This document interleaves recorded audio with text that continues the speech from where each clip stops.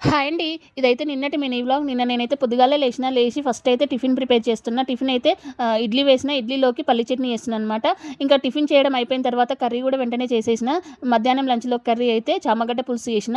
ఇంకా మా వారికి బాక్స్ కూడా పెట్టేసిన. అన్నం అయిపోయింది. బాక్స్ పెట్టించి తర్వాత టిఫిన్ కూడా పెట్టేస్తే తినేసి వెళ్ళిపోయారు.